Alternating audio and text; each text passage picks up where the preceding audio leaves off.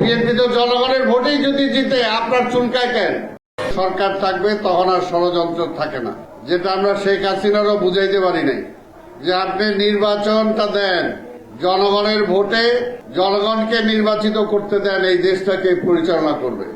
কিন্তু সে ষড়যন্ত্র করেছে এবং আমাদেরকে ষড়যন্ত্রকারী বলেছে, যে কারণে তার পতন হয়েছে। এবং পতনটাও কোনো সম্মানজনক পতন না, অসম্মানজনক পতন। একইভাবে তার বাবারও একই অবস্থা হয়েছিল। তাই আমরা বলি যে এই বাংলাদেশের মানুষকে নিয়ে আর রিসার্চ করা তো দরকার নাই, এত সেল, এত কমিশন, এত কিছু। ভাই, বাংলাদেশের মানুষ সোজাসুজি বুঝে এবং গণতন্ত্রটাকে খুব ভালো বুঝে, অত্যাচার, নিপীড়ন, নির্যাতনকারীকে খুব ভালোভাবে চিনে। এক সময় এই পাকিস্তান প্রতিষ্ঠায়, সেই সময় 47-এ যারা পাকিস্তানের পক্ষে ছিল, পাকিস্তানিরা যখন আমাদের উপর নিপীড়ন, নির্যাতন চালাইলো, তখন কিন্তু এই বাংলাদেশের মানুষ সেটার বিরুদ্ধে রুখে দাঁড়াইছে। আবার দেশ স্বাধীন হওয়ার পরে যে আওয়ামী লীগ নিজেরাই দাবি করে যে তাদের নেতৃত্বে যুদ্ধ হয়েছে, সেই আওয়ামী লীগকেও বৃদ্ধাঙ্গুলি দেখাইতে কিন্তু খুব বেশি একটা সময় লাগে নাই, ভুয়া তো অবশ্যই। তো সেই কারণে বললাম, পাশাপাশি শহীদ রাষ্ট্রপতি জিয়াউর রহমান, যিনি এই দেশের রাজনীতিতে ছিলেন না, কিন্তু সময়ের প্রয়োজনে যাকে এই দেশের রাষ্ট্র ক্ষমতায় এই দেশের মানুষ এসে বসিয়েছিলেন, তিনি কিন্তু এই দেশের মানুষকে সেই পরিবর্তন, যে সংস্কারের কাজকে স্লোগানই দেওয়া হচ্ছে খালি 9 মাস যাবত, এই জিয়াউর রহমান ক্ষমতায় আসার পরে এই 9 মাসে বহু পরিবর্তন করেছিলেন। কিন্তু ওনার অত কমিশনও করা লাগে না, অত স্লোগানও দেওয়া লাগে না। স্লোগান ছিল তার একটাই, দুর্নীতির বিরুদ্ধে। স্লোগান ছিল একটাই, আইনের শাসন প্রতিষ্ঠা করা। স্লোগান ছিল তার একটাই, রাজনীতিটাকে রাজনীতিবিদদের হাতে ফিরিয়ে দেওয়া। কাজেই তিনি সেটাতে সফল হয়েছিলেন। কিন্তু এখনো 9 মাস চলছে, মানুষ কিন্তু সেই কিছুই দেখতে পাচ্ছে না। তাই আমরা বলবো, পাশাপাশি আজকে ষড়যন্ত্রের কথা আসছে, ষড়যন্ত্র তো হচ্ছেই। আবার ডক্টর ইউনূস সাহেব নিজেই তো বলেছেন যে পরাজিত ফ্যাসিবাদ, তাদের কাছে অজস্র টাকা আছে, তারা দেশকে নিয়ে দেশের ভিতরে বাইরে ষড়যন্ত্র করছেন। এটা আমাদের কথা না, ডক্টর ইউনূস সাহেবই বলছে। এর জন্যই তো আমরা বলি, সকল ষড়যন্ত্র সব শেষ হয়ে যাবে।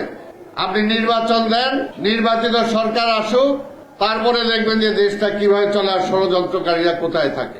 আর তারা বলে যে নির্বাচন হয়ে গেলেই কি সংস্কার হবে নাকি? গ্যারান্টিটা কি? কারা গ্যারান্টি চায়? যারা গ্যারান্টি চায় তারা তো এই দেশের রাজনীতির সাথেই সম্পৃক্ত না। এই দেশের কোনো দুঃসময়ে তাদেরকে পাওয়া যায় না। তারপরে আমরা বলি, হ্যাঁ, গ্যারান্টি বিএনপি দিতে পারে। সংস্কারের জন্য বেগম খালেদা জিয়া প্রধানমন্ত্রিত্ব ছেড়ে দিচ্ছেন। এই যে কেয়ারটেকার গভর্নমেন্টের দাবি যখন আওয়ামী লীগ আর জামাত করলো 96 সালে, যে না, কেয়ারটেকার সরকার ছাড়া নির্বাচন মানি না, কিন্তু সেই সময় পার্লামেন্টে কেয়ারটেকার বিল পাশ করার মতো পার্লামেন্টের সদস্য ছিল না। এই আওয়ামী লীগ জামাত তারা রিজাইন করেছিল। সেই সময় সেই 96 নির্বাচন করাটা জরুরি ছিল সংবিধান সংস্কার করার জন্যই। এবং সেই কারণে বেগম খালেদা জিয়া সেই নির্বাচন করে তারপরে সেই নির্বাচিত পার্লামেন্টে নিজে কেয়ারটেকারের বিল পাশ করছেন, অর্থাৎ নিজের প্রধানমন্ত্রিত্ব ছেড়ে দেওয়ার জন্য বিল পাশ করছেন, নিজে পাশ করছেন। পাশ করার পরে সেই তত্ত্বাবধায়ক সরকার হাতে ক্ষমতা ছাইড়া দিয়া তারপরে নির্বাচন করছেন। সেই নির্বাচনে তারপরও ষড়যন্ত্র করে, যে পাশের যে বিল্ডিং আছে দেখেন, সাদা বিল্ডিং, লাল ফিদার দৌরাত্ম যেখানে চলে, তাদের ষড়যন্ত্রে সেই সময় বেগম খালেদা জিয়াকে হারানো হয়েছে। তারপরও বেগম খালেদা জিয়া ছিলেন রাজনীতিতে। এর জন্যই বলি যে বিএনপি গ্যারান্টি দিতে পারে দেশের পরিবর্তনের, বিএনপি গ্যারান্টি দিতে পারে এই দেশে গণতন্ত্র প্রতিষ্ঠা করার জন্য যা যা করা দরকার তাই করতে পারে। ওটা আওয়ামী লীগ আর বিএনপি এক না। আর যারা বলেন তারা তো কোনোদিন ক্ষমতায় ছিলেন না, তারা বলবেন কিভাবে? তারা তো এমনি বলেন। তারপরে জনগণ তাদেরকে নির্বাচিত করবে কিনা সেটাও তো জনগণই সন্দেহ পোষণ করে। কাজেই জনগণ যদি চায় বিএনপিকে ক্ষমতায় দিতে, হাসিনাও কষ্ট পাইতো, আপনারাও কষ্ট পান কেন? হাসিনা তো প্রকাশ্যে বলতো কার জন্য নির্বাচন দিব, ওই তারেক আইসা দেশ চালাবে এটার জন্য। আবার হাসিনাই বলতো কোথায় বিএনপি, তার নেত্রী নাই, তার নেতা নাই, দল নাই। তারপর আবার নির্বাচন দিতে ভয় পাইতো, নির্বাচন দিলেই তারেক ক্ষমতায়। এখনো এই দল যারা অনেকে আছেন বিএনপির সমালোচনা করেন, বিএনপি এই হয়ে গেছে, বিএনপি ওই চাঁদাবাজি করছে, বিএনপি ওই সন্ত্রাস করতেছে, আবার বলে যে না ভোট দিলে তো বিএনপি জিতবো। আরে ভাই তাহলে বিএনপি কি সন্ত্রাস করে জিতবো? বিএনপি তো জনগণের ভোটেই যদি জিতে আপনার চুলকায় কেন? জনগণের অধিকারটা জনগণকে ফিরিয়ে দেন। আওয়ামী লীগ জনগণের মালিকানা হিন্দুস্তানের কাছে বেচা দিছিল, সোজা কথা। ওই দেশে বেচা দিছিল, ওই দেশ থেকে ঠিক করে দিবে কে এই দেশ চালাবে। তো ওই মালিকানা ছিনতাই হয়ে গেছিল। আমরা তো আপনারা বসাইছি সেই মালিকানা আবার জনগণের কাছে ফিরিয়ে দেওয়ার জন্য।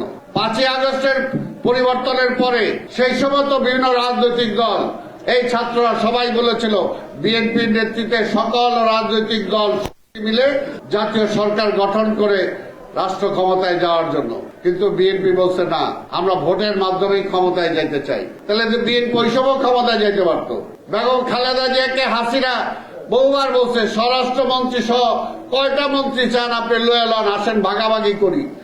বেগম খালেদা জিয়া সেটা করে নাই। বেগম খালেদা জিয়াকে চিকিৎসার জন্য মুক্তি দেওয়া হয় নাই, তারপরও বেগম খালেদা জিয়া দাসখত দেয় নাই। কাজে বিএনপি কে পরীক্ষা করার কিছু নাই, বিএনপি পরীক্ষিত শক্তি। গত 17টা বছর ওই যে নবীউল্লাহ নবী বলল, এটা পরিষ্কার যে আসলে অনেক হিসাবই নাই যে আমাদের কত নেতা কর্মী এই পর্যন্ত শহীদ হয়েছে। অসংখ্য অসংখ্য নেতা কর্মী শহীদ হয়েছে। কি কারণে?